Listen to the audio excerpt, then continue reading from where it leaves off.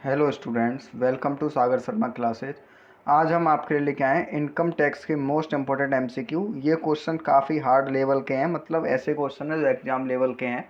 और ये क्वेश्चन आपके लिए आपको कुछ नई जानकारी भी मिलेंगी, तो आप इस वीडियो को पूरा अवश्य देखें। और जिसने अभी तक हमारा टेलीग्राम ग्रुप ज्वाइन नहीं किया है वो डिस्क्रिप्शन में दिए हुए लिंक के थ्रू ज्वाइन कर सकता है, जहाँ पर हम पेपर 1 और पेपर 2 दोनों के लिए क्विज कराते हैं। तो चलिए आज की इस वीडियो को स्टार्ट करते हैं। पहला क्वेश्चन है हमारा, income which accrues in Singapore from business not controlled from India. Income आपकी सिंगापुर में एक्रू हुई है और जो कि इंडिया से कंट्रोल नहीं है, तो इसका मतलब इंडिया से उसका कोई भी संपर्क नहीं है। तो वो आपका केवल किस केस में होगा, जो कि आपका ऑर्डिनरी रेसिडेंट है। तो ऑर्डिनरी रेसिडेंट आपको कहीं ऑप्शन दिख रहा है इसमें? नहीं, लेकिन taxable only for resident but not ordinary resident. तो ये इनडायरेक्टली हमने ऑप्शन दे दिया है कि ये इसका मतलब आपका क्या हो गया, आर ओ आर ई तो मतलब हुआ रेसिडेंट है लेकिन नॉट ऑर्डिनरी है, तो इसका मतलब ऑर्डिनरी होगा। तो राइट आंसर आपका सी हो जाएगा, आर ओ आर के केस में ये आपका टैक्सेबल होगा। क्वेश्चन नंबर 2, मिस स्मिता हैं जिन्होंने आपकी रेसिडेंशियल प्रॉपर्टी परचेज की है मुंबई में for a consideration of 50,000, value for stamp duty purpose of that property was 46 lakh. Then how much tax she would deduct as tax at source under section 194 IA of income tax set from payment to be made to the sellers। तो ये आपको पता होना चाहिए, जब भी 50 लाख तक का आपका कोई ट्रांजैक्शन हुआ है तो वहाँ पर आपका 1% ऑफ वैल्यू का TDS डिडक्ट करना पड़ता है। तो 50 लाख का 1% निकालोगे तो आप कितना आ जाएगा, 50,000। तो राइट आंसर आपका बी हो जाएगा इस केस में, 50,000।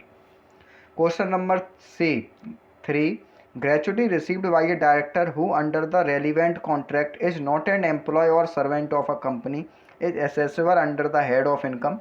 आपको यहाँ दिख रहा है कि वो कोई डायरेक्टर की ग्रेचुटी मिल रही है लेकिन वो आपका किसी भी कंपनी का एम्प्लॉय नहीं है, तो यहाँ पर उसका सैलरी में तो हो नहीं सकता, बिजनेस से भी नहीं है, कैपिटल गेंस में भी नहीं है। तो राइट आंसर आपका क्या हो जाएगा, अदर सोर्सेज। जब उसका एम्प्लॉय नहीं है वो, तो ये जो ग्रेचुटी मिलेगी वो अदर सोर्सेज में टैक्सेबल होगी। In case of non corporate assessee expenditure which do not qualify for deduction under section 35D sub section 2।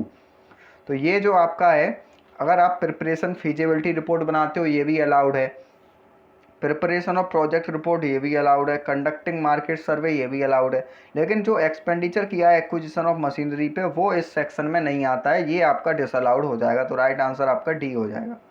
As per section 44 ADA, resident assessee engage in specified profession has to pay income tax of at gross received not exceeding 50 lakh in a previous year। तो आपको बताना है कि उसको आपका कितना percent, जो 50 लाख से अगर उसकी ज़्यादा इनकम नहीं है तो आपको उसका कितना ग्रॉस रिसिप्ट उसको डिक्लेयर करना पड़ता है, तो वो है आपका 50%। राइट आंसर है कि 50% ऑफ ग्रॉस एसेट्स। यहाँ पर जो बीच में फिलिंग द ब्लैंक्स है, 50% of gross receipts not exceeding 50 lakh in a previous year. तो अगर वो इससे ज़्यादा भी आपका डिक्लेयर कर सकता है इनकम, क्योंकि ये 44 AD है आपका, इसको बोलते हैं हम आपका प्रिजम्पटिव बेसिस पर। तो यहाँ पर कुछ स्पेसिफाइड बिजनेस होते हैं वो यहाँ पर डिक्लेयर करती हैं अपनी इनकम, तो वहाँ पर अगर 50 लैक्स का एक्सीड नहीं हो रहा है तो 50% ऑफ टोटल ग्रॉस एसेट्स है उसको आपका इनकम टैक्स पे करना पड़ता है। नेक्स्ट क्वेश्चन, मिस्टर राजेश जो कि एक इंडियन सिटीजन है, वो कनाडा जाते हैं for the first time for the purpose of employment on 10 May 2018। He came back to India on 19 November 2018। He residential status for the assessment year. तो आपको बताना है, तो आपको इसमें पता है कि उसे अगर रेसिडेंट बनना है तो 182 डेज इंडिया में रहना होगा। तो आप कैलकुलेट करोगे ना इनके डेज, तो ये आपके 182 डेज से कम आएंगे जो वो प्रीवियस ईयर में इंडिया में रहे होंगे।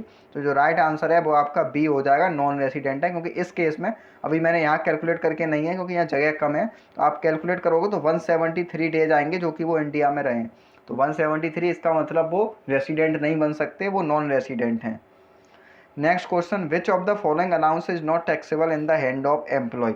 एम्प्लॉय के हैंड में आपका कौन सा अलाउंस टैक्सेबल नहीं है? सिटी कंपनसेटरी भी होता है, टिफिन अलाउंस भी है, DNS भी है, लेकिन जो अलाउंसेज फ्रॉम UNO, जो यूनाइटेड नेशन ऑर्गेनाइजेशन है, उससे अगर अलाउंस मिलेगा तो वो आपका टैक्सेबल नहीं होता है, वो आपका टैक्स फ्री अलाउंस में आता है। Which of the following income will be taxable as income from house property. ये क्वेश्चन काफ़ी अच्छा है, इस क्वेश्चन को देखिए। लेटिंग ऑफ फार्म हाउस, तो ये तो आपका एग्रीकल्चर इनकम में चला जाएगा।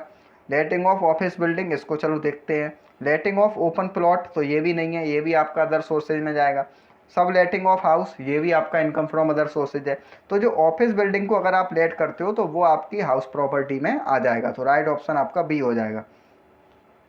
Profit on transfer of whole undertaking as a going concern as a slump sale after 5 years of setting up of business income taxable as. तो आपको पता है स्लम सेल क्या होता है, जब आप अपना बिजनेस किसी दूसरे को बेच देते हो after 5 year of setting up. 5 साल के बाद ही बेचना है, लेकिन सेट करने के 5 साल बाद, तो वो आपका लॉन्ग टर्म कैपिटल गेन माना जाता है। राइट आंसर आपका बी हो जाएगा। नेक्स्ट क्वेश्चन, मैक्सिमम डिडक्शन आपको बताना है for medical expenditure on the health of a senior citizen person if mediclaim insurance is not paid for the assessment year 2019 to 20। अगर आपने मेडिक्लेम इंश्योरेंस पे भी नहीं किया है, फिर भी अगर वो सीनियर सिटीजन की हेल्थ पर आपने कुछ एक्सपेंडिचर किया है, तो आपको 50 लाख तक का डिडक्शन मिल सकता है। 50,000 का डिडक्शन मिल सकता है। तो ये आशा करते हैं ये क्वेश्चन आपके लिए बहुत लाभदायक होंगे। तो इस वीडियो में इतना ही। आगे के लिए अगर आपको ये वीडियो पसंद आया हो तो वीडियो और चैनल को लाइक और सब्सक्राइब करके ज़रूर बताएं। धन्यवाद।